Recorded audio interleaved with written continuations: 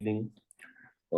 Yesterday's session has been pushed to today, so there was some personal work I got, so I couldn't uh, continue the session yesterday. So today is a session that we will complete our uh, rest of the things that we have left over in the fourth domain, and also the fifth domain as well, which we will cover today. Which there are some interesting topics in that, like encryption and other things, which you should know very well about them to pass this exam in domain 5, right? So with that, I will just give a quick recap of what we have discussed in the last uh, session. There were some topics related to network we discussed, where we had discussion on what are the different types of network devices that are there, how the network is set up in the organization, what kind of network layout. We saw different types of attacks, the cyber attacks, and we also understood very core information on the OSI layer, how the OSI layer works in reality, and we also looked at different attacks that are possible on OSI layer, right? With that, we also understood different types of malwares. We understood what is worm, Trojans, and then viruses. Right? These are different types of things that we have learned in the session. And we also looked at some of the information on the next network side was a DMZ zone and other things that we try to understand. And some of the leftover topics were related to cloud computing. What is this cloud computing is all about? What you need to know about cloud computing, and why is that so important for us, right? So there are some things that we need to know about cloud. When it comes to cloud, we also need to understand what are the responsibility of us as an organization, and what is the responsibility of cloud vendor as he is going to offer, right? So it's a distributed responsibility between the both the parties that we need to understand. Each of there are a couple of models that comes in as part of cloud, so that we will understand detail. And then once we complete the fourth domain, right, we'll also understand a little bit about types of electricity as well. It's because again, as I said, the cybersecurity covers overall 360 degrees of you know things. So that's where you also look at, like, not just the software or hardware side of it. You also look at, like, you need to have a redundant electricity, you need to have redundant switches, you need to have redundant power, right? For example, you need to also have redundant ISP providers as well, for you to have your organization network up and running all the times. So that's where all these things have been taken care as part of availability, confidentiality, integrity thing, and that's how the entire things will be taken into consideration. Where we also understand a little bit more about the fire suppressions, how the data center fire equipments are handled, how things will be set up within data center, what to use in data center as part of fire suppression things, what we should not use as part of that, right? So all this will be covered today, and then the fifth domain as well. So as I said, we will understand uh, information about the cloud computing. So that's something that I will just go over there. Okay. So this is something that we need to be aware of, uh, right? So before that, right? So there is something called a cloud model that is coming up into existence these days, and it has been widely used by organizations. So the reason is basically to save the cost. It's all about cost. How you save your cost by leveraging the.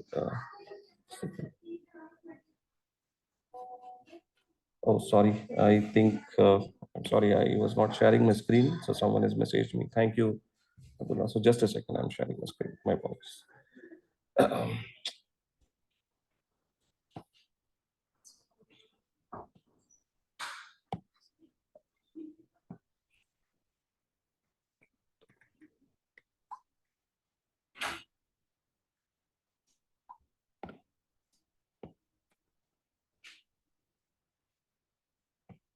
Sorry. A while ago, I was not sharing my screen, I believe. Now it is back. So we were discussing about the cloud computing models, right? So there are different types of cloud computing models that we need to understand, and also why there is a shift of from organization making their infrastructure setting up from their on premises. When I say on premises, is something that within their premises they are moving it to the cloud. This is the trend that is happening, and organizations are like rapidly moving towards cloud. One, to basically have their cost cut down, right? So you are getting ready-made services from cloud vendors, where you are getting the infrastructure and everything set up from their side. So that's the reason there is a lot of shift is happening. All of them are either planning, or some of them are already moved, or some of them are kind of looking at how they move their infrastructure, their servers and everything to the cloud. One is that they don't have to purchase everything. Say, for example, you to set up a data center, right? You have to look at from zero to like everything. I mean, you have to have your power cables, you have to have your internet, everything set up over there. Then you have to set up your racks. Then you have to set up your systems. Then you have to set up your servers in that. Then you have to do all your configurations. You have to take care about it, security about it, and then you have to also maintain it over a period of time, right? So it's not just that you set up one time and then you leave it away, right? So that's how. So there is a cost associated with that, right? So organization has to spend a huge amount of money every year to kind of ensure that these servers are up and running all the times, and there is no security breach, and also there is no kind of uh, I mean, any malicious activities are happening in that network, in that infrastructure that you're setting up. So this is coming with different teams that you have to set up. You have to set up IT teams. You have to set up IT support teams for your critical operations and everything. So that's where the huge cost is coming up, and organization has to have the right skill set also to kind of maintain these aspects. So for that, right, there is a cloud computing concept that is coming into picture. uh, and if you see this, right, there are within this, right, you've seen something on premises, the blue color one completely. So this is something that as an organization we used to manage. As an organization used to manage all those things earlier, like on premises. Everything will be in their premises. They have their uh, facility set up in some area. They will have their data center. They will have their racks. They will have their servers. They will have everything over there. But as I said, right, so the things are moving from on-premise to on-cloud. So that is on-premise, where we are responsible for everything. As an organization, we are responsible for each and everything. We are not going to give anything to anyone. We are responsible for networking, storage, servers, virtualizations, middleware, runtime, data, OS, everything we are responsible. There is nothing that we are going to give someone else. But as you see within the uh, cloud, there are different types of setups are there. So one is as an infrastructure as service. So what you can do is basically you can subscribe to a model within the cloud. Say that I just need the infrastructure as service. It's also called as IaaS. So where they will be giving you the infrastructure, just the networking, storage, servers, and virtualization, what that is required for you to do. And rest of the things you will have the flexibility to set up everything. Like you can install the OS, the flavor that you want, the middleware, everything that you can basically go ahead and set up, the data, the applications that you want to run on your infrastructure as service, and give those services to some other clients, right? So this is something that the responsibility is like, when it comes to infrastructure, the responsibility is like lies with both the parties. So we have to manage certain aspects, and the cloud vendor will manage something else, right? So some of the part will be managed. So here the cloud vendors are different cloud vendors, like Azure, AWS, GCP. So there are different vendors that are there. Okay. And this is about infra as service. uh, and it's coming to and also the security aspects also will be taken care by us as also, like in the data, like how do we secure our data, like what kind of data we are going to put over there. And when it comes to platform as service, right? So the name itself indicates that there is a platform that will be provided by the cloud vendor to you. So the green color items, which will be kind of managed by the cloud vendor. So networking, a little bit more of things that he will give it to you, and you will only be managing the data and applications. So that's it. So your management will be less, and then certain part will be more items will be managed by the cloud vendor. So this is called as a platform as service. And there's another one called as software as service. We generally call as SaaS, right? So software as service is something that it will be completely managed by the vendor itself, the cloud vendor who is providing you the service. So you just have to do a subscription. You just have to take the subscription of that particular cloud, and then everything will be managed by the vendor. Say for example, there are a lot of services, there are a lot of applications that are being provided by cloud vendors. Like for example, there is a Salesforce, there is also Salesforce, and some other CRM applications are there in the cloud today. So you can just go ahead and take the subscription. You don't have to do anything as an organization, right? You don't have to maintain the servers. You don't have to look at the security. You don't have to look at the application. You don't have to look at the data. Everything will be there. All that you need to be is just you go and start using it. However, the liability will be still there with the organization as well, but uh, the entire the entire responsibility will be on the head of vendor, the cloud vendor who is going to provide you the service. So this is something that we have to understand about the different ownerships, responsibility and ownership on cloud models. Okay, so there are a lot of tricky questions that will come in. There's a lot of questions that will So there's a lot of questions that will come on these models, saying that on infrastructure as service, what is that you manage, and what is it you will be responsible for, right? And what is the cloud vendor is responsible. So you just need to have understanding about this, what all these are, and then you are good on this topic. So this is an important topic for exam and quite testable also. So I will just go to a couple of models that I've written. Uh, So there is something called even when it goes to cloud also, right? So the cloud, the security also should be taken care at the cloud side also. It is not that you are selecting a vendor who's not having a proper security implemented. So all the aspects like SOC monitoring, the controls that we discussed, right? The defense in depth, the logical controls, the physical controls, everything will be still taken care by the vendor, but security will be there as part of the cloud. So that's where the cyber security team will be continuously assessing those. So all these models with all these clouds will be basically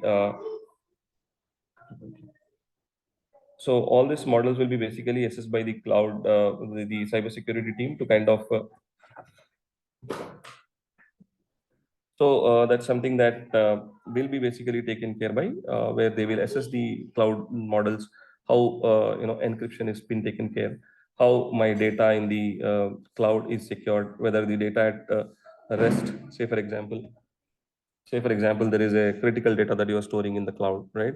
So you basically the cybersecurity architect team will basically check what kind of encryption they are using.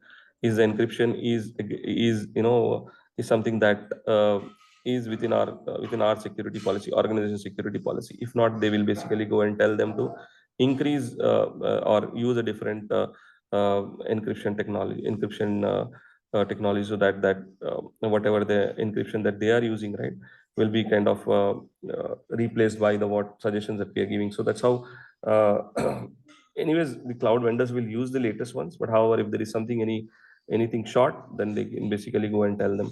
And also the cybersecurity team will basically uh, just a second, my screen is locked.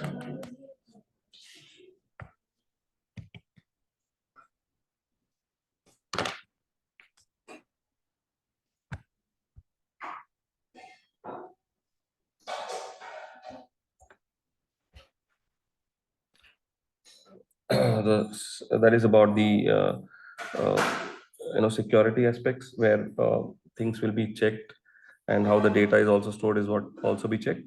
Right? And then about there are different types of cloud computings, like private cloud computing, where organization will build their own cloud. It is not related to anything with the cloud. They will just separately build their uh, capabilities, and they will manage that particular cloud, which where they will be serving their own customers. So that's called as a private cloud. And public cloud is something, the shared tenancy, where the cloud is based on subscriptions and will be shared by multiple people, multiple organizations, or multiple customers, where the cloud will be public, and then that you, based on your subscription, the isolation will be done. The Arshad, uh, your screen is not visible. oh, is it again stopped? Sorry. I need to keep clicking the screen, otherwise I'm just losing the control of that after that. Okay, so I'm just back with screen share again. Yeah. I was discussing about private cloud, public cloud, right? So public cloud is the shared area where different organizations will be using the shared thing. However, when I say shared, it is the computing will be shared. However, the other aspects like data and all, everything will be isolated from others, uh, where one customer will not be able to see the other customer's data, because that is something that confidentiality and uh, those things to be applied at the cloud also, right? So, and this is a subscription model. um, and how they basically, how the selections are happening on the cloud is like which cloud needs to be taken and all, right? So there's mission critical applications which can be still uh, within the organization's purview, where they can have this information maintained within their in-house, and they maintain it if it is a critical information which cannot be put onto the cloud, even it is a private or public cloud. So that's how they decide, and then the less critical information can basically still go to cloud, and then you can manage it. And then security should be considered whenever you are selecting the cloud uh, model that you are going for. So hybrid is basically a mix of both private and public. And there's something also called as a community cloud, where community cloud is a kind of cloud which is where it's like one, say for example, is a banking related thing, right? It belongs to a specific community. So health related things, healthcare related things are being used by one specific community, right? So that's something that is called as a community cloud. And then banking, BFSI sector, right? That's something that's another community. So that's how the community cloud is there. This is about the cloud computing concepts. Very important. You need to understand them, different types of clouds, and what these cloud computing things are used. So pay attention to this when you are preparing for exam. And also, we need to kind of, need to understand about electricity as well. So why, I mean, you might have a question like, why is cybersecurity is more concerned about having a even an electricity that is powering up your data centers, right? So that is directly, I mean, if there is a, if there is a challenge in having a improper electricity being coming to your data centers, then it will directly impact the CI triad with respect to availability and integrity. Availability is something that if your servers are not powered up with electricity, right? If you are not having the backup generators, if you're not having the UPS set up at your side, or the surge protectors, basically to handle the power, a proper power should be provided to the devices. So how your availability is impacted is availability in the sense, if there is no power, then the direct availability of your information to the customers. If your servers are not powered up, you will not the customers will not be able to access the information. So that's about power, and that's about confidentiality. And integrity is, for example, if you have too much of uh, I mean, surges in your electricity. For example, you are having continuous spikes or surges, right? So we will discuss about those small topics. like spike in the sense like you are having a sudden rise in your power, the one which was coming in, right? If there is something sudden, something is happening, then it is going to damage your hard disk within your servers. So that something has to be a neat and clean power has to be sent to the devices, to the servers, so that confidence, your CI triad is intact. So that's the reason even electricity is considered as one of the thing. So how a generally you know a data center looks like. I'm just giving you a small example here to give you an perspective of what we are discussing, because if we just discuss a topic which is not related to cybersecurity, you might confuse. So that's the reason I've just given a small example here. So how a data center rack looks like, right? When if you go to a data center, people might who worked in the data center area, they know very well how a server rack looks like, right? So it has got redundant powers as well. Like if you see this, the rack which is here, right? The server rack, which is basically set up in the data center, will have a different kind of.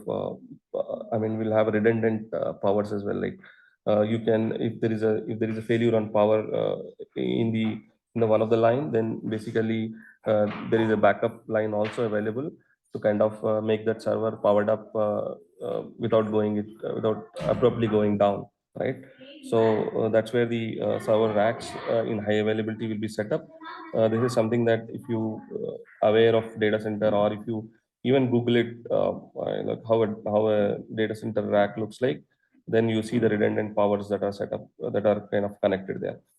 So and this is how your main power is coming from your the outside transformers, and then it just comes into the power switches which are internal, and then also a backup generator assigned to it, and then you have a UPS, and then you have a PDUs. PDUs are nothing but the surge protector, which will protect your power from having certain inconsistency. It will give a consistent power to the servers, so that you don't have the damage to your hard disk, and your data is not getting corrupted when there is such power inconsistency is happening.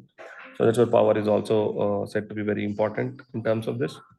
Um uh, and there are some topics that we need to understand, like a blackout.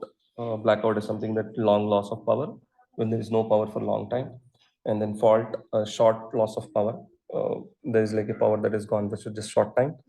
A brownout is long low voltage when the voltage is very low for a long period of time, right? So this is called as a brownout. Sag is something that short low voltage, and then surge is something that is long high voltage for a long period of time, and spike is short high voltage. So this is something that we need to aware and aware of, this terminologies. Say if there is something that the question has been asked, right? What is a spike, and how do you take care about it, right? So it's something that we just need to understand this terminologies, and we are good with that. Okay. And how our system should be built, right? What kind of different things, like it's a kind of fault tolerance, right? How you are basically maintaining your redundancy in case is there any fault that is happening, how well you are coming back into the business, right? Ensuring that say for example you are running an critical business, and your SLA is the service level agreement. I'll just talk about this. Service level agreement is 99.99%, 9%. Say you have promised to your customer that I will be basically giving you a 99.99% of availability all times, right? So in order to have such commitment on this service level agreement, right, you need to have high degree of redundancy at your side. Like your backup should be good enough. Your as I said, your backup, and then your disks, the disk that you're using in your server should also have a redundancy, where it is going to ensure that if there is a data loss that is happening, we should be able to recover it from other disks that are being used, right? So this is something that we need to be aware of it. uh, So there are basically different types of backups that are there. So you also we need to understand about backups. So backups are like full, incremental, and differential backup. So full backups are nothing but where the where the requirement is to have SLA of 99.9%, right? So in that case, you will be having the full backups set up where every day backup will happen. The complete backup of your disk A to a disk B will happen, and then incremental backup is one where where when the last backup has done the full backup, and then from there the incremental backup will happen. And then there is also differential backup. Differential backup backs up everything after the last full backup. So just keep these points. Uh, I mean, aware. Like when there is a question, that you will be able to identify them. Why? I mean, see, even backup is also one of the regulatory compliances. When I say regulatory compliance, say for example, you are running a bank, and you are there will be a regulatory compliance from the banking body like RBI, right? So to maintain a data for so and so for so much of time, right? The records has to be maintained for next 7 years, right? So those information will be basically you need to kind of adhere to that compliance laid out by the regulatory bodies. Otherwise, you will be asked to pay huge fines. So you have to have the backups for the regulatory compliance also, where it says 7 years, someone says 7 years, someone says 5 years. But basis the business that you are into, you have to take care of backing up as per the regulatory compliance that has been asked, right? So that is about the backups. And there is also something called as RAID, right? You might have studied this in your engineering, where it's all about hard disk that is there. So there are different RAID models available. So something as disk mirroring and disk striping. So writing disk mirroring is something by its names it says mirroring, writing the same data across multiple hard disks. That is disk mirroring, and striping is writing the data simultaneously across multiple disks. Multiple disk, and the same, the difference between both the thing is, right? uh, the disk mirroring does the entire writing on another disk. So it just mirrors the copy of this to the other one. Striping is something that it writes the data to multiple places. So uh, it is the disk mirroring is faster and all, but there are some challenges associated with that. So and there are different types of RAID models that come in: RAID 0, 1, and 5. RAID 0 is the faster read and all, but there is no fault tolerance in that. Uh, Again, when I say fault tolerance, is about redundancy. And RAID 1 is a mirroring, and RAID 5 it comes with both the capability, speed, and redundancy. So RAID 5 is generally are being heavily used, which where I have seen. Okay. And our not just when it comes to redundancy, our system should also be redundant enough, like your power, your UPS, even the fans that are there as part of the servers to cool them, right? So it is not a small servers in the rack. The servers will be very big in size. They are not just a small boxes, so they come with the huge fans in that. So those fans also keep the system cool all the times, right? So that is also should be taken care. The memory, the network card, the NIC cards, right? So all these servers will come with I mean, the Jane servers will come up with multiple, redundant NIC cards to ensure that when one card fails, right, there is an option to immediately connect the other internet connectivity to that, so that we have the availability again up and running. And also we need to look at how we can have redundant suppliers also. When I say suppliers, say for example you have an internet service provider or your material provider, whoever is giving you services, right? So that also should have a redundancy. When I say internet, say for example, you are only having Airtel internet as a provider for your organization, and if there is any challenge in him with him providing you services, right? If you don't have a redundant service provider, then again you will have a challenge of your availability. So for mission critical applications, there always will be there be more than one internet service provider who is going to give his services in case there is any challenge with the one of the service provider. If there is any downtime, then you can basically fall back to another service provider to give you that service, and then you keep your business up and running. So that's about the infra side, and then also a little bit information on the fire suppressions as well. Um, fire again, right? It's a kind of thing that is quite possible to happen in a data center, because data centers are a kind of very lot of wires, cables running in, right? You have power, everything running over there. So the basically there should be a proper things that needs to use.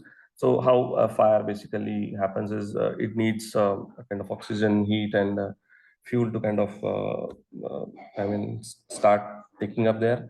So removing oxygen from that particular area reduces the fire immediately, and I know you can basically put out the fire. So that's how there are some recommended things as part of CISSP book, as part of cybersecurity, is to what kind of removing the oxygen removing things to be used within the data center is like halon and FM200 and argon is something that reduces the level of oxygen into the data centers.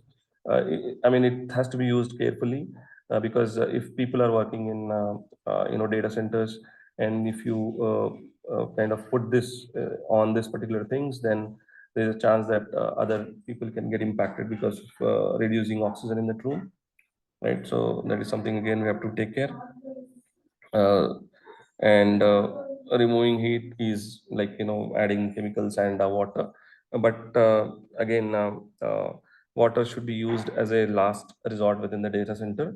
If you have to save the entire data center or the building getting to ashes, right? So you need to kind of use the water at that time, because using water in data center is kind of a risky aspect, because it can potentially damage the data, it can potentially damage the servers in your hard drives. So using of water in data center to put the fire off is the last resort that will be have to taken in order to put that off. So again, there are different types of sprinklers, and also there are different types of fires that has been. You can just read about it. I just put a message for you here, everyone. So just understand this fire classes. There are different. The fire has been classified into different classes, like class A, class B, class C, D, and K. With K being the the normal fire that is with oil and other things. So you can just go ahead and understand these different types of classes, and basis these classes, the fire extinguishers is also prepared, and then we have to select the right extinguishers. So class C is the kind of fire that is uh, will be happening with the electrical equipments like wires and other things.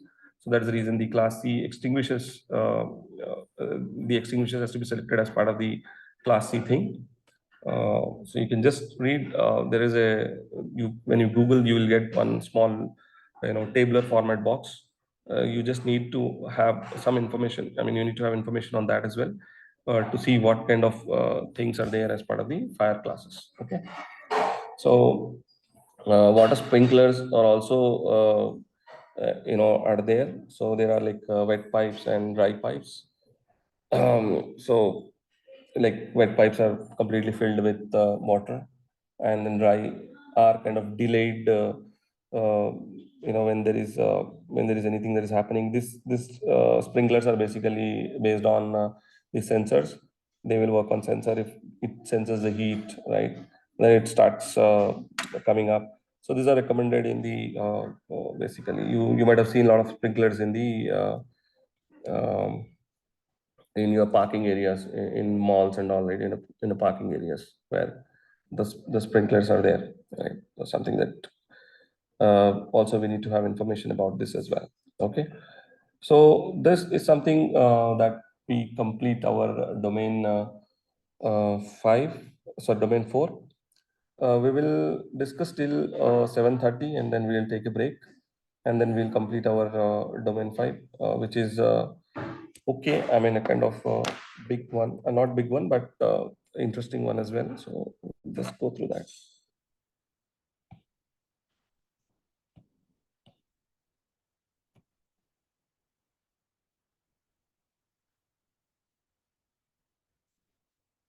Second.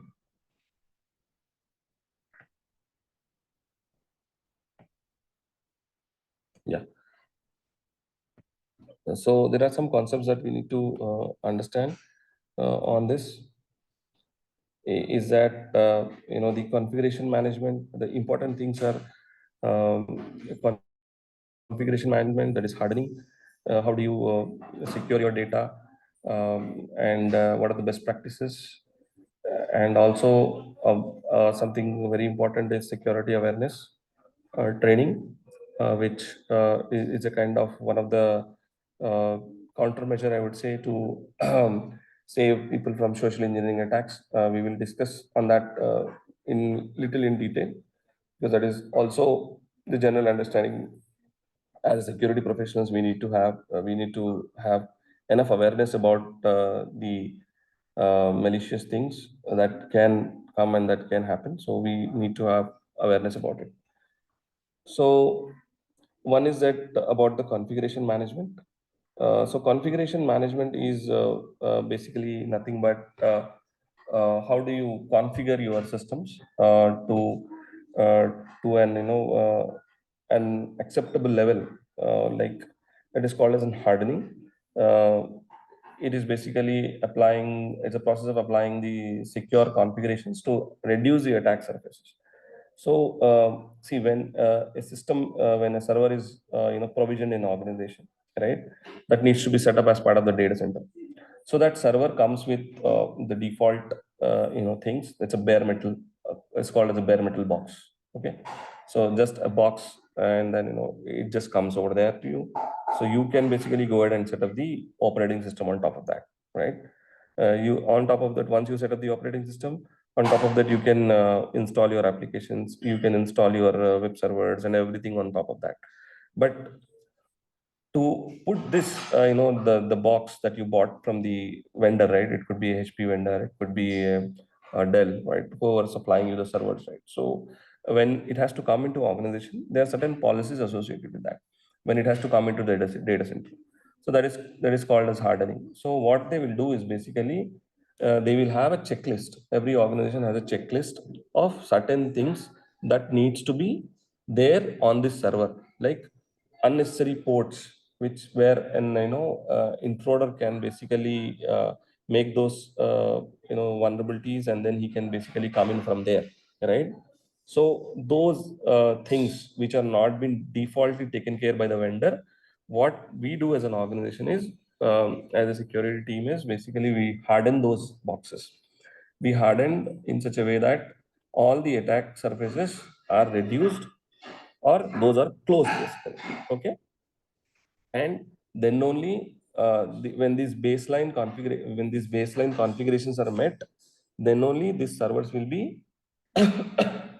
uh, will be as part of the data center. Otherwise, if any server, if they found that it is not as part of the data center, which is not meeting our baseline standards, those servers will be removed from there. They will be basically hardened again, and they will be put back into the servers. So that organization maintains the entire inventory of servers which are there into the production and which are new. So if there is a new server that is coming in, that is provisioned today, has to meet all these compliances, internal compliances. The hardening will be done. All the attack surfaces, all the ports which are there will be closed. Only which are required will be opened, and that then only the server will be provisioned back into the data center. So that is called as configuration management. It is nothing but it's an hardening. Okay, Um, and there is something called as patching.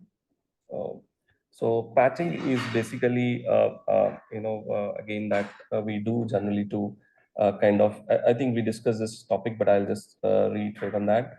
So the patching is kind of, just a second, I'll just go to the patching topic.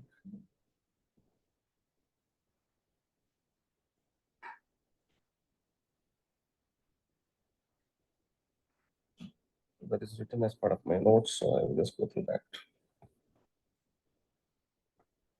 There are the configuration management, patch management. The patch management is basically to ensure that we secure environment either from the network side or from the server side or from the application side, right? By fixing the vulnerabilities appropriately. Say, for example, any vulnerability we have found, right, and this could be fixed through some of the patches which is released by the application or released by the vendor itself or released by the switch say for a switch vendor. Say for example, you have a switch in your organization and there is a vulnerability in that, right? There is a vulnerability which can be exploited by a hacker. So in order to kind of stop that or kind of close that gap, we'll be applying the patches. We'll be upgrading those sorry, I am in a different place today. You might hear some background noises. So um, the network, the devices and other things has to be patched regularly. This patch management has to be on a regular basis to see if all your vulnerabilities are fixed and the regular patching has been done, right? And there is something called with respect to Windows, right? So Windows has been like, managed by Microsoft, right? So Microsoft has something called Tuesday patch. So every month on a second Tuesday, they release certain patches. So those patches are nothing but could be and security things, or it could be kind of fixing those patches, right? Um, so every Tuesday they release the patch, and then those patches can be applied by having a proper management, patch management in your organization, right? So now, as I said, right, what to be patched, there are a lot of things that needs to be taken care, like your software that you're using from vendors, the servers that you have in the organization, the switches, the routers, everything. I mean, wherever there is a software component you're using, if there is any associated patch with that, you have to go and update those patches. If you're using Apache servers within your organization, right? So it has also got its own patches. It will be released by the vendors. You need to look at that patches and then you need to upload it. You need to basically upgrade your systems. So how do we do the patch management? Is basically we test these patches before we put them back into production. Say for example, you are running a critical application and you patched it, right? There is a chance that the application can go down, or it can uh, work. I mean, may not work after your patching, right? So that's the reason these patches has to be tested on a test server first, and if and monitor it.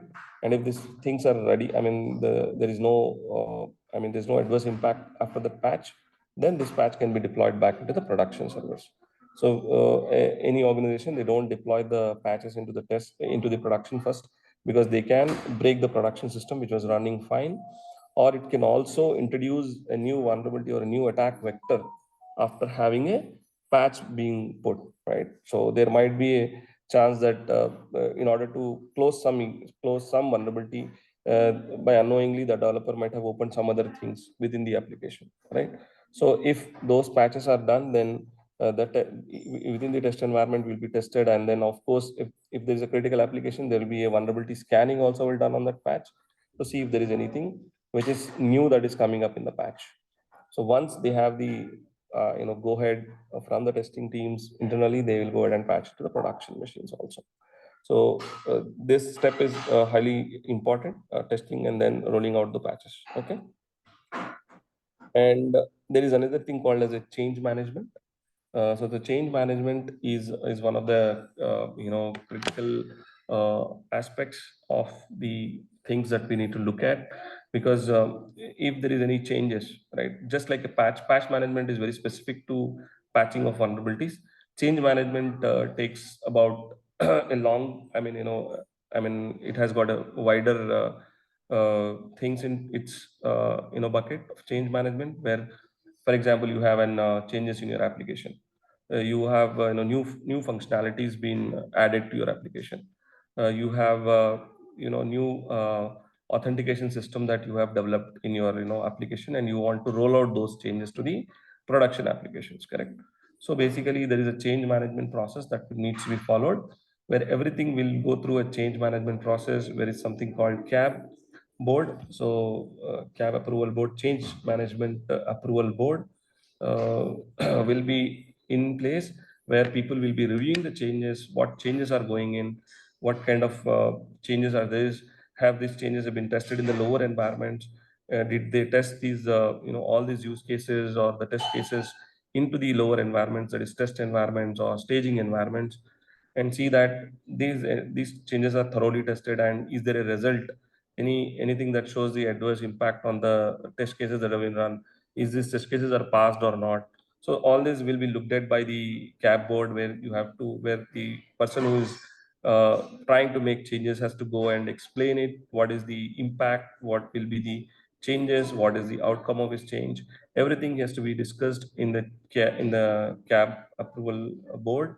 And then once the changes are noted and approved by the things by the board, right, then only the changes will be moved to production. So there is something that needs to be taken care when changes are moved out to a production environment. Like you cannot just go ahead and do a change the way you want, right? So you cannot just uh, uh, make a change in the production time. So all these changes has to go through a scheduled time, where off business hours are being basically selected to make the changes. Say for example, when there is a less utilization of that particular thing. So on weekends, Saturdays and Sundays, if there is the traffic is less, the people are using application is very less, right? So these changes will be scheduled, informed to the impacted parties well in advance, like a week or something, saying that we have an outages on so and so day because of so and so changes are planned on this. And then once these notifications are sent, the schedule dates are set up, then only the changes will be implemented. The Once the changes are implemented, they will basically test those with the respective test users and see if there is any impact on that.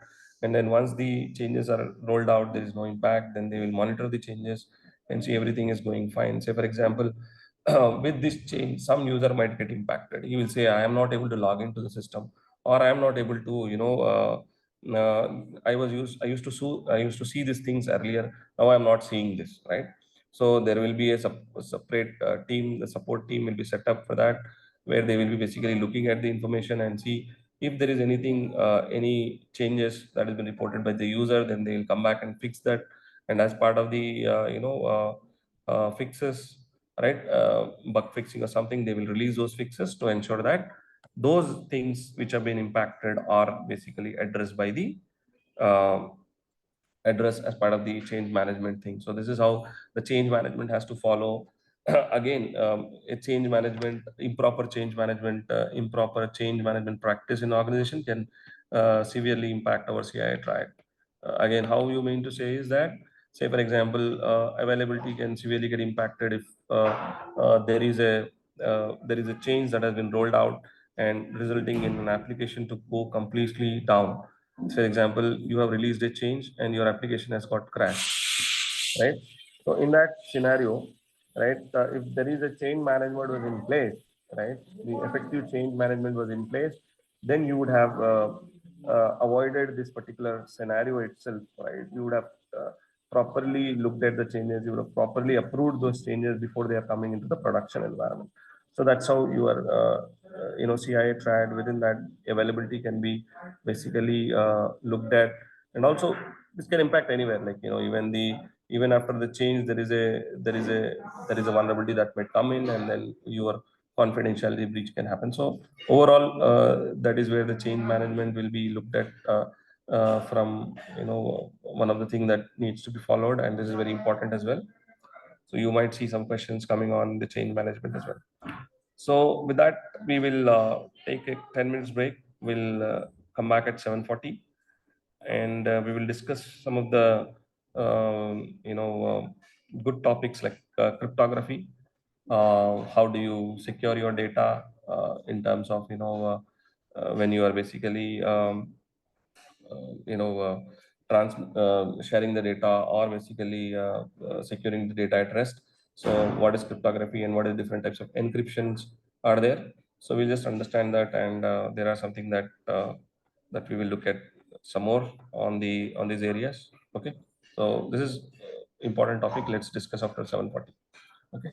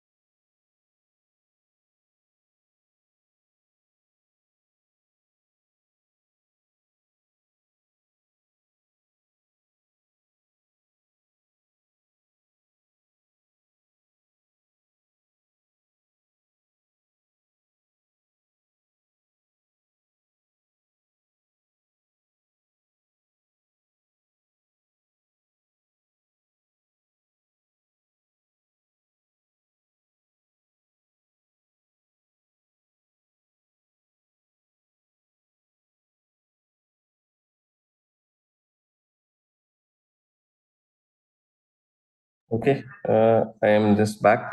Uh, we have to cover some more things, so rush. Let's start this again.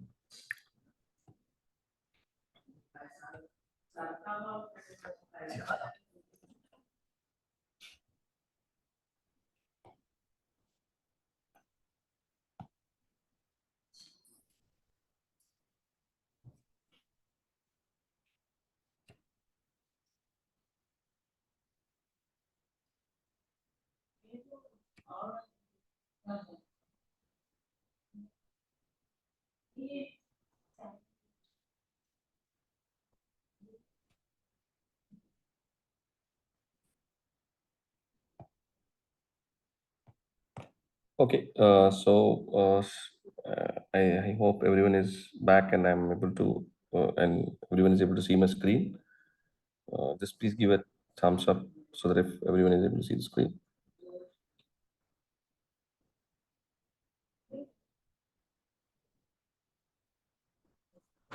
No, you can't see the screen.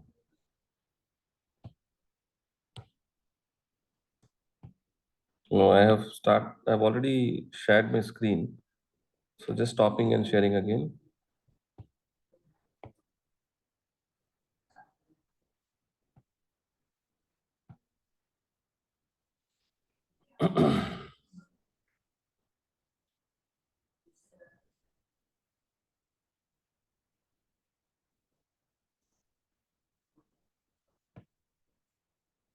Uh, can you please confirm if you're able to see my Zoom screen, or if you're able to see my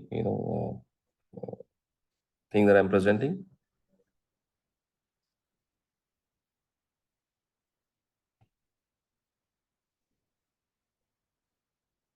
Okay, okay, great, great.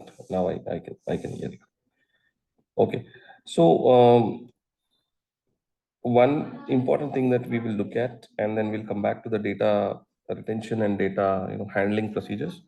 But one important thing that we have to understand as part of the thing is the encryption, or on hand, I mean, we all call it as a cryptography also.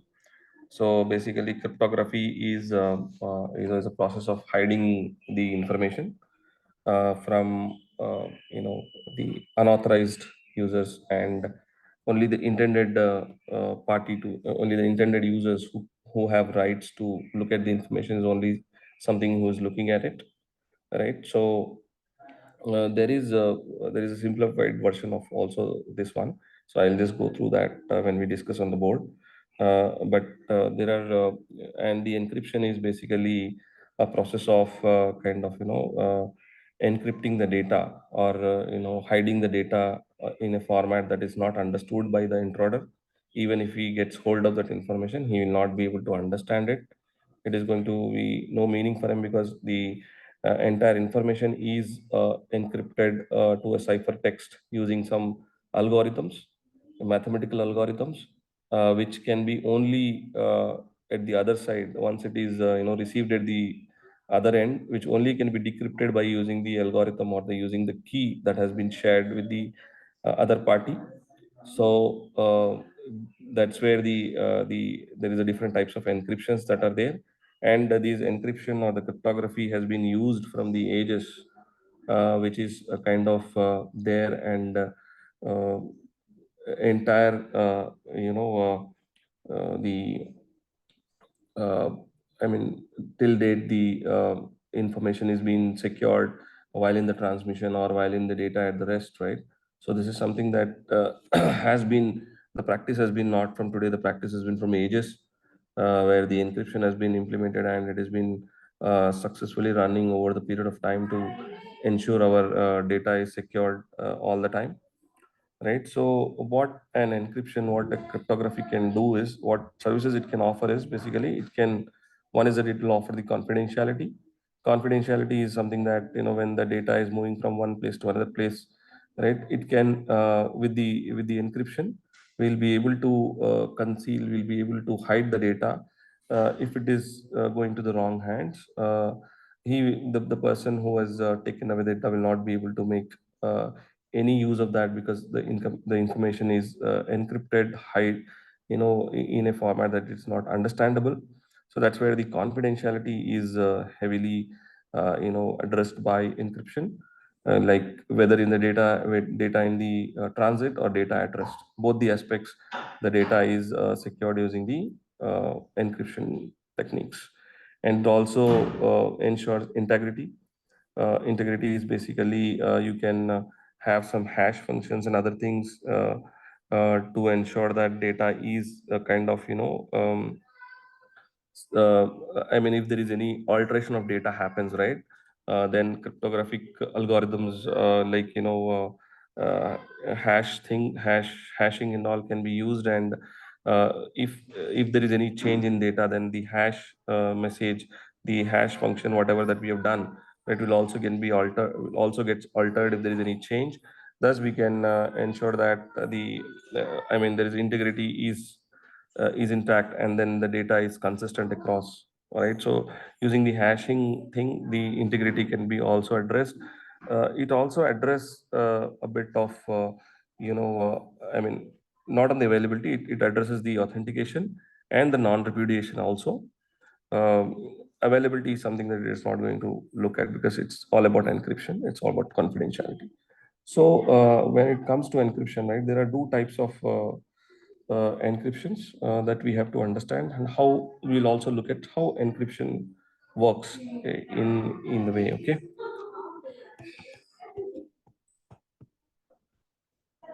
So there are some terminologies also you need to understand. So cryptanalysis is something that will be used by hackers to basically analyze and break the encryption algorithm, or to compromise the key, so that you have so that the data, or you can basically compromise and get the data. Even there are attacks that uh, are kind of possible on cryptography also. That's where the algorithms are. If there is an algorithm that is broken by any of the hackers, in that case, that algorithm will be avoided, and there will be a new algorithm that will be coming in with different techniques, so that it is kind of secured. Our information which is moving in using the encryption is still secured. Okay. So there is a cryptanalysis that is performed, and there is a work that will be done by hackers to break the keys and all. I'll just discuss that once we give you an example. So see how an encryption works is, uh, for example, you have plain text. How it works in symmetrical encryption. So you have a plain text, right? And which is just nothing but hello, an example. And encryption key, it's nothing but the algorithm that has been applied here. So what they do is, when once they use this encryption key and they put it on this plain text, it will become a ciphertext. So ciphertext is something that which is not understandable at all, right? So it was hello earlier, the plain text. You applied an encryption on top of that particular word, right? The particular word or sentence, whatever it is, it will become something which is not understandable at all. It's something but a ciphertext, right? Now, how this can be decrypted is, it can be only decrypted with a key that is used earlier to encrypt it, right? So that's how the encryption is done. So if right, even if there is a man in the middle attacks happening, okay, there is a man in the middle. So he's when you are sending this information hello by encrypting it, when you're sending this information RNQQ, right, to this person, if he gets hold of this information also, it is not going to make any meaning, because one is that he is not understanding this ciphertext. In order to decode or in order to decrypt this, he need to have a key, right, which is only with these two parties, right, A and B, right. So this is a symmetric encryption, where a shared key is used. Say what happens is, how this encryption works is, if this key is being used here, right, to encrypt the data, the same key will be used at the other end to decrypt the data. So if this person gets hold of this key, then that's a different story. He'll be able to decrypt it. But so in order this is how symmetric encryption works. It has got its advantages and some disadvantages. Like the advantage is it is very fast. Okay, so the amount of data or the amount of encryption speed is very fast. Okay, so you will within seconds of time, then the encryption happens, the data gets into ciphertext, and then it goes on, right? But the biggest disadvantage of this particular encryption is how do you share the secret key, that shared key or a secret key, which is used for encryption by the party with the other party, right? Because if you are sharing it with on the internet medium, then it is a possible that the middle man in the middle, right, can get hold of that key, right, and he will be able to use it for decryption. So that is just something that, whatever the greatest and the latest algorithm you are applying is just of no use, because you are not securing your key, or you're not secretly sharing your key to other party for decrypting it, right? So in that case, if you're just using symmetric encryption, there is always a challenge of sharing this key over the internet, right? So to solve that problem completely, right? So there is something called asymmetric encryption. Okay. So what this asymmetric encryption addresses is, it has got a key and it has got a key pairs. Okay. So every party will have a two keys. Okay. One is called as a public key and other one is called as a private key. So these two keys, public and private key, are mathematically related to each other. Okay. Mathematically related to each other in sense, if I'm decrypting any, if I'm encrypting any information with public key, right, then I can only decrypt with the corresponding private key of that. Okay. So if vice versa, the other way also, if I'm encrypting with private key, then I will be able to decrypt with the public key. So this works in a mathematical, these two keys are mathematically related to each other. If I am taking a data, just encrypting with public key, then I'm only able to get it back to the private key. So what the concept here is, right? Um, the concept here is basically this public key of, I mean, as a party, as a sender, right? As a party A and B. So generally, it is denoted as Alice and Bob. Okay, in terms of encryption language. Okay, I mean, when we take the encryption example, we treat it as Alice and Bob. I think you have also read this in your in your college days as well, right? So I have a pair, public key and a private key, right? And even Bob will have the same thing at his side. Okay, right? So what they do is basically they will make their keys public. The public keys is meant for public. Okay, so they will say this is the public key of A and public key of B. Okay, right? So now these private keys are name itself to be meant private. It's like your passphrase. It's like a password, cannot be shared with anyone. Okay, so now let's see the difference of with symmetric and asymmetric. Okay, so what asymmetric does is, say for example, as a sender, as an A, I want to share the data with B. Okay, Bob. So what I will do is I will ask Bob, hey Bob, give me your public key. Okay, so I will take his public key. Instead, I mean, I'll put it on on this plain text. Okay, just an example. Then I'll convert that as a ciphertext. Okay, then I'll send over this data. And as I said earlier, right, the concept of mathematically relating to each other. So now I've taken the Bob's public key and I encrypted it. Okay, and the only person in the world who is going to decrypt is Bob only, because Bob has got the corresponding key to that, right? Private key. Okay. So the concept is very simple here. So don't just get confused. If A wants to send data to B, he will take B's public key, encrypt it, make a ciphertext, and then send it back. Okay. So this way, even if the intruder gets hold of Bob's public key or the ciphertext, he will not be able to do anything, because it's a public key, doesn't make any sense to him. He cannot derive the private key out of that. Okay. So only Bob, who has got the private key, will read the message, and then he will say, okay, now he wants to reply back to to Alice, right? So in that case, what he will do is, if he wants to say hi to him back, he will take his public key and encrypt the data, convert the ciphertext, send it back to him.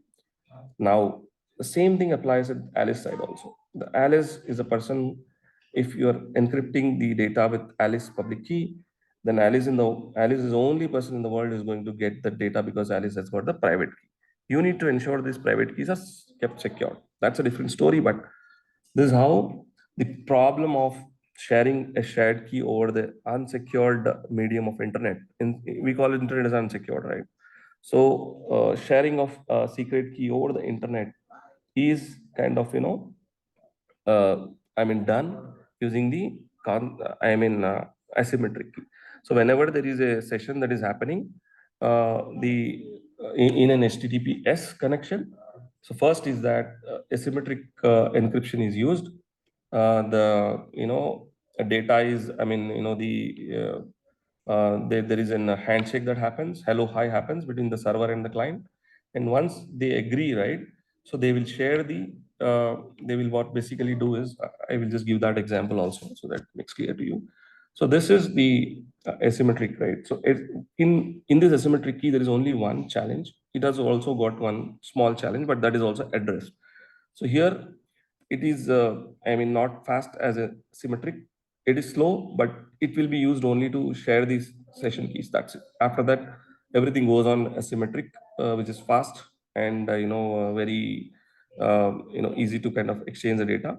So in this, only one challenge is, this is the public keys, right? These public keys which are put as a public, everyone will put their keys as a public. How do you ensure that these public keys are the, the public key belongs to B, right? I am, how can I trust, Bob as actual Bob? Okay. And also the question from Bob is like, how could I actually trust Alice if he's Alice? Is he not spoofed guy? Right? If someone has spoofed saying that, I am, if, there is a person C can also claim saying that I am Bob. Okay. I am Bob. He can also say that, this is my public key.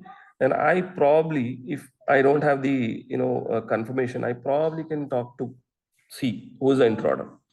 There is a big, if that happens, there will be a big challenge, right? I will, instead of, actual Bob, I'll talk to some other spoofed person, right? So, in order to do this, right, there's something called information. It's just for your information for now. You can read that later point of time. I don't want to confuse you. That is something called PKI, public key infrastructure. Okay, this is separately designed to ensure the public keys are certified. Okay, public, but the name itself indicates public key infrastructure. Okay, these public keys are attested and ensure that these public keys are belonging to so and so personalities. If, for example, all right, I will just take you to a website, okay, where you can see a public key, right? Who has attested this public key, right?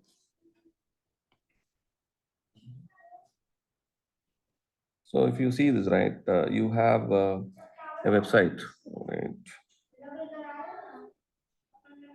Yeah, you see this SSL padlock here, a small lock, right, that is coming here. So if you see this lock, right, oh, sorry, I don't have the system here. I cannot show you, just a second.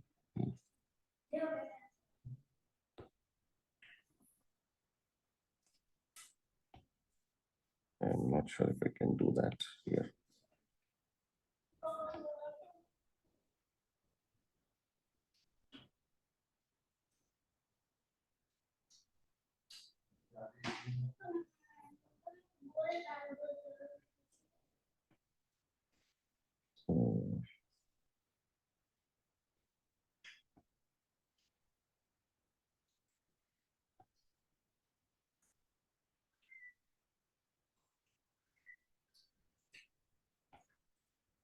So, I think I can't show this to you because I am using this iPad and I don't know how to look at that. Okay, I don't use this regularly.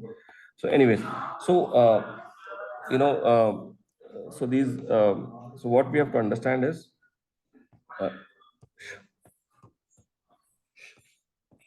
so if you see this right in the asymmetric key encryption, you just understand that the PKI public key infrastructure is the separate entity or separate thing which ensures that these public keys are the keys which are belonging to the right parties.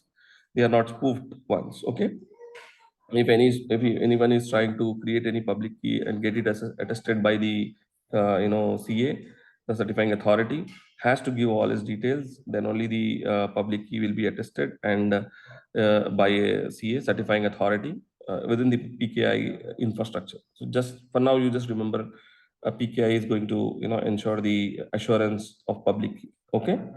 So now with these asymmetric encryption, right, where we studied that how the data is how the information is encrypted and stored shared with other party.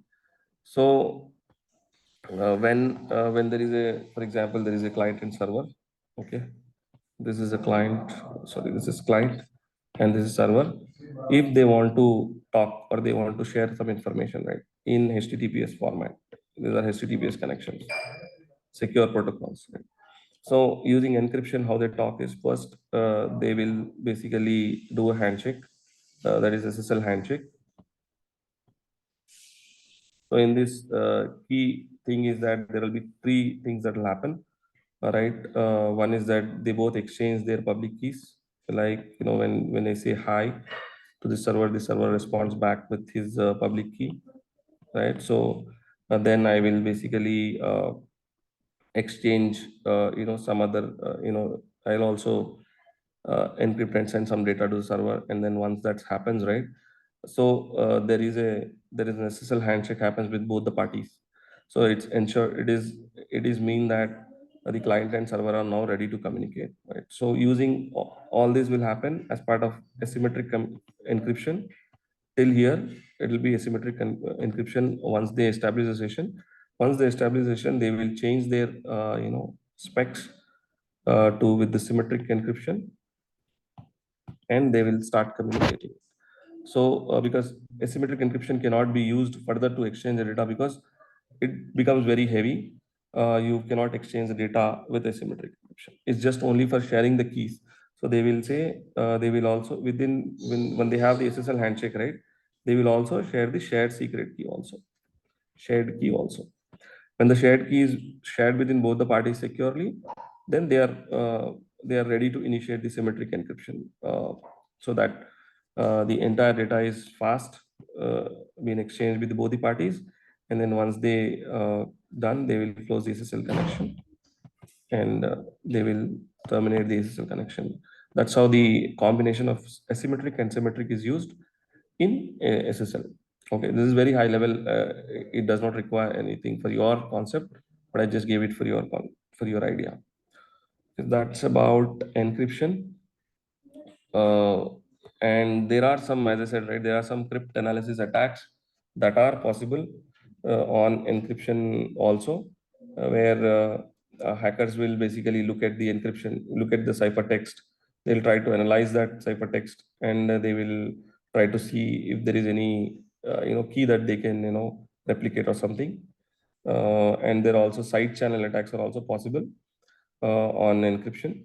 So side channel attacks are something, as I said, right? It is not done on any actual thing, but for example, uh, when there is an encryption that is happening, right?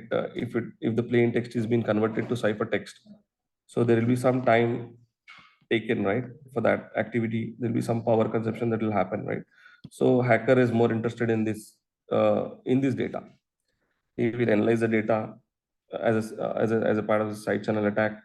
Then he will see what key could be he is using. Okay, what is the encryption algorithm, or what is the key that they are using. If the computational power is so and so, if the time taken for this activity is so and so, right? So this is how the side channel attacks are planned and launched on on the cryptography to break the keys. So, so here, right, in this, one thing is very important in encryption is a key management. Okay, something called as a key management, right? So the keys that you're using has to be managed securely, because say for example you have a best encryption that you're using, right, but you are not securing your keys, right, is something that again you can land into problems if you're putting the keys just in a plane. Then if someone gets hold of those keys, then he will be able to decrypt the data using those keys. So key management, key lifecycle management is a very important concept that will ensure that the keys are securely stored, rotated, and destroyed if they are not in use. Okay, so the key management is very important. Losing the keys is a kind of very bad thing. So that's something that we have to ensure as part of the cybersecurity practice. Keys should be managed securely. Okay, key vault should be used, like something called as vault, which will have a specific place to store those keys. Okay, this is about the key management, and there is something that we have to understand about uh, social engineering attacks. Okay, so this kind of social engineering attacks are pretty much on rise and are possible, right? Every day in day, these social engineering attacks are done. So this is a technique basically by an attacker to get hold of information from you. Say for example, you are having a lot of controls, right? We as part of the defense in depth strategy, we have understood that we are having multiple layers, right, where we are putting the intruders out of our network. But social engineering technique is one technique, right, that is been looked at, and that is something it can, if rightly done, right, can break any of the controls that you have in your organization, whatever the defense in depth. If there is a social engineering attack happens, then there is a possibility that the entire controls that you have kept are no of use, basically. So the one thing that for the social engineering attacks is, right, being aware or having awareness among the people, among the employees, is very important to ensure that the social engineering attacks are as minimized as they can. Okay, because they are not like anything. I mean, they are not uh, kind of attack which is just trying to break some control or something.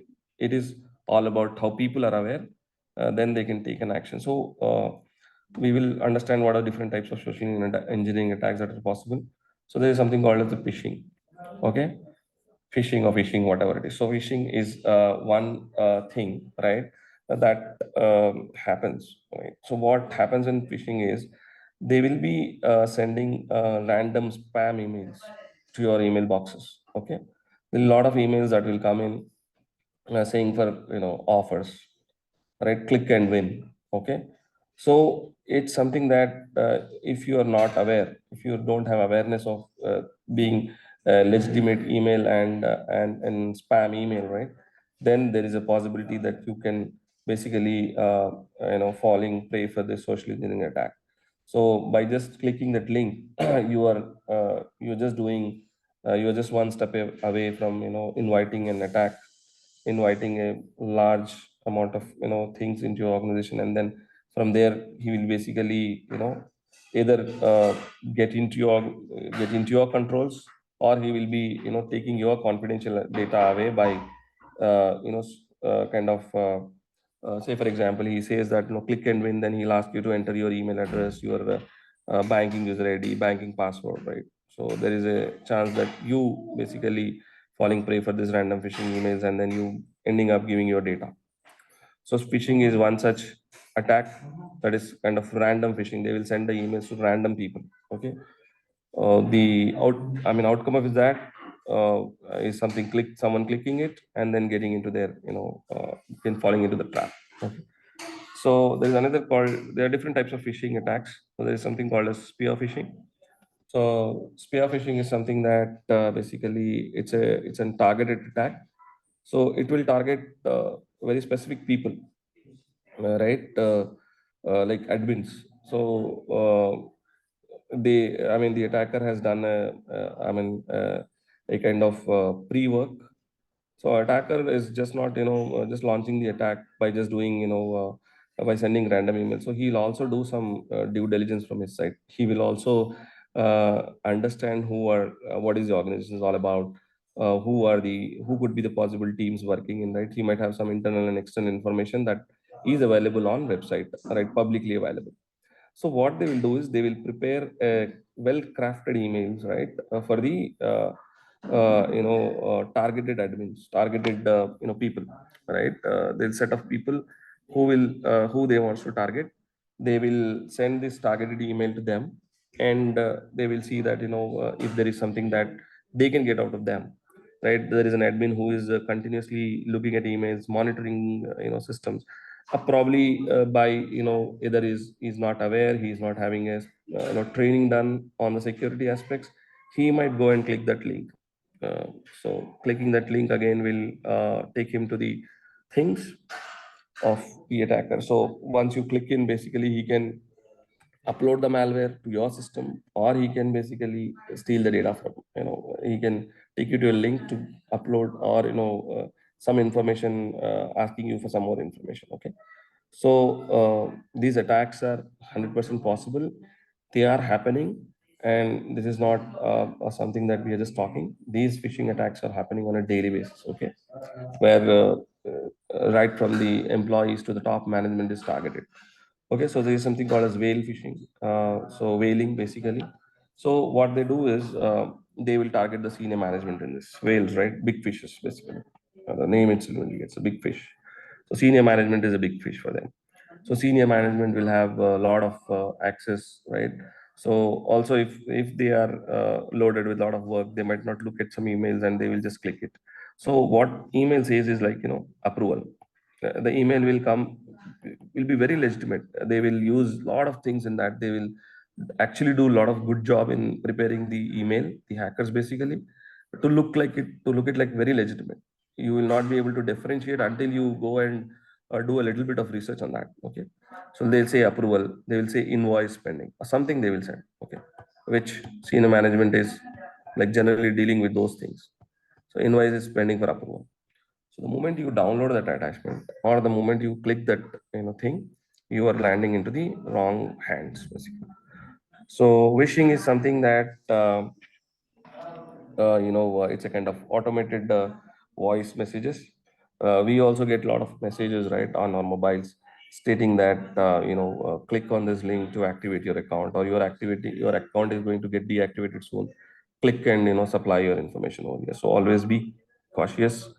Don't ever give your information. Don't give your OTPs.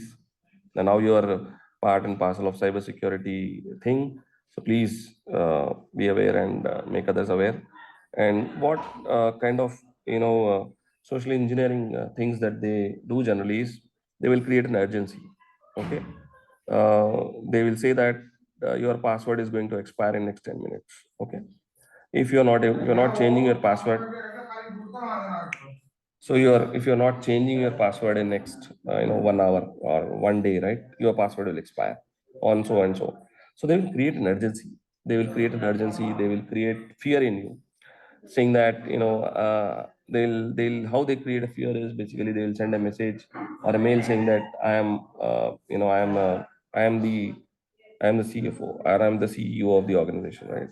So if those messages are coming to you, right, looks like very legitimate, and then you will always, as an employee, right, will always have a second thought like, oh, is this mess? We'll not look at it from whose box it is coming. We'll say, oh, our top management is ordering us. Let's do this. Okay. So there are a lot of examples and things which will not fit in our time if we start discussing with them. But there are a lot of social engineering attacks that are happening, and they'll also scarcity also. Say for example, they will say the offer is valid only for next 1 day. Okay. So please rush like this. They will send an email to you. These are all social engineering techniques. which they will use to drive or get the information from you. So I think this is something that we were discussing. So let me go back to.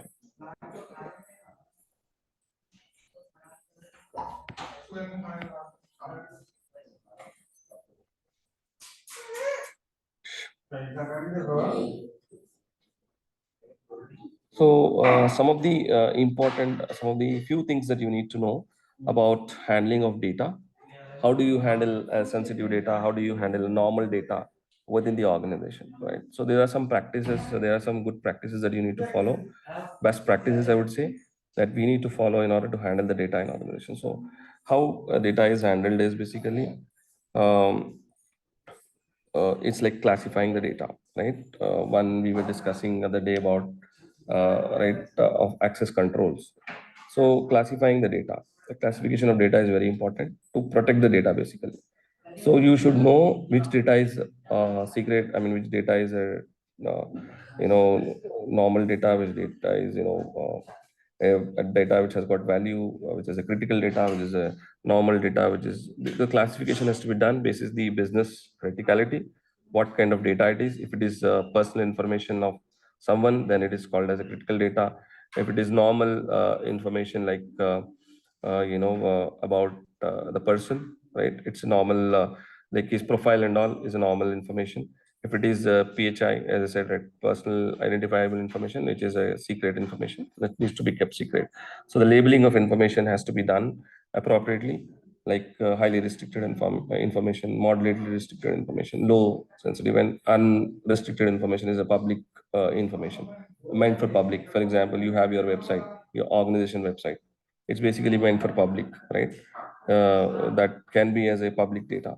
But a financial report of an organization, right? The what financial things it has done, the blueprints and all are like not a public data. It is like a highly restricted information, right? The financial strategies, right? How what they follow to do the business in the market, right? Those are like all highly restricted information. So this will be labeled and classified accordingly to provide the security measures, right? Security measures to the data. Say you are using your data classification tools internally. So the data has to be classified. Then only you can protect your data. Otherwise, you can't protect the data, right? So that is something handling of data, and also retention of data also be, as I said, it's a regulatory compliances. So you should retain the data, only the data that has to be. You should retain the data as much as it is told in the compliances.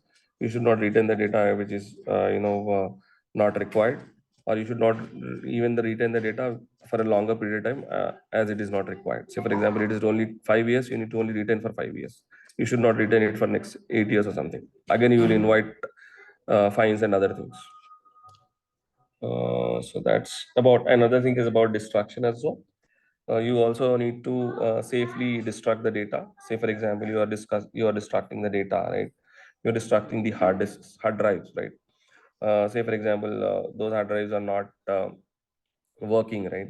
Or you need to basically purge them. You need to, if you are using it, reusing it, you need to ensure that you are clearing the data properly.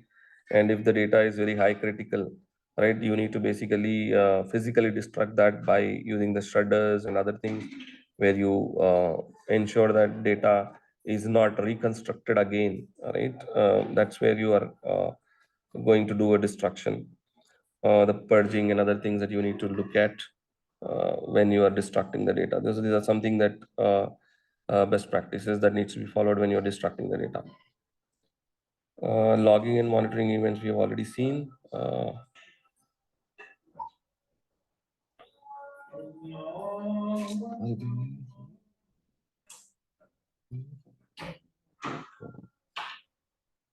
Yeah, encryption we have seen. Uh,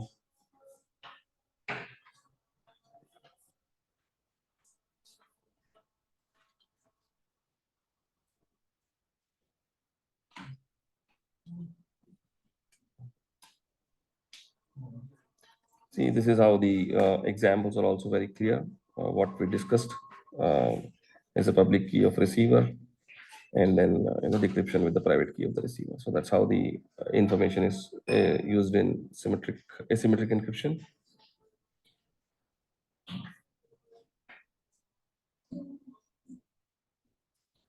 And hashing also, that a little bit we need to understand about hashing is basically if you want to check the integrity of the data, right, you need to kind of have hashing functions. You need to implement hashing. What hashing does is basically when you apply a hash function on a data, it will give you a string basically, right, and hash message. You can basically if the other party wants to check whether your data is not changed, say for example, I take a data set completely and then I hash it, there will be one hash thing that I'll be getting, hash value. It's called as hash value. If someone is changing that data set, right, and they are rehashing it, or they're doing something with that, so then that entire, even if you add a one single character to that, the entire hash value changes. So this way the integrity of data can be checked all the time using the hashing functions. And if there is any change, then there is an uh, uh, you know uh, I mean clear thing saying that the hash value is changed, then the data is already altered, or data has been the integrity of the data has been already compromised. So this is something that hashing is used for changing the data. And then there's all some examples of encryption. There is how the hash function. So when you apply a hash function on that, you get a digest like this, right? So you can use this later on. Say if there is anything that changes, then the entire hash digest gets changed. So you have to, this is used for integrity.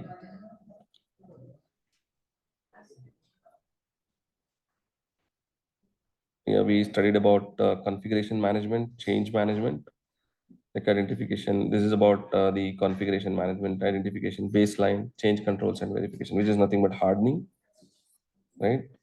Uh, and then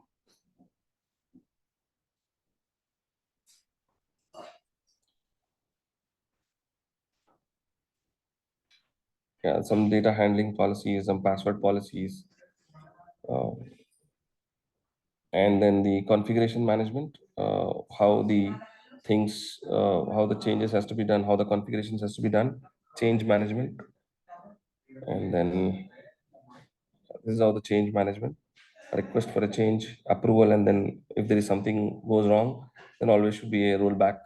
We did not discuss about rollback concept.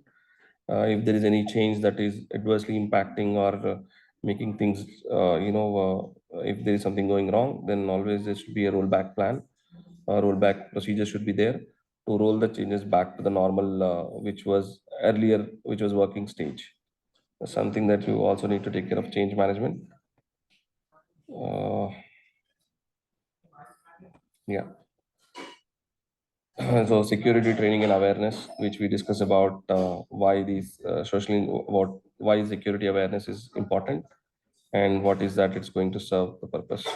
So awareness is very important. Uh, we studied about phishing, then we studied about social engineering attacks. So there are different things also that you need to look at, and there's some small concepts are there. You can just go through this. It's not a you know difficult things. It's like just like a password policy or something. So one of the tagline that I wanted to put it as part of the our session. So security is everyone's responsibility, right? So it's not just one team or one person's responsibility. So security is everyone's responsibility, and that's where I say always let's secure together. So thanks from our CGC team.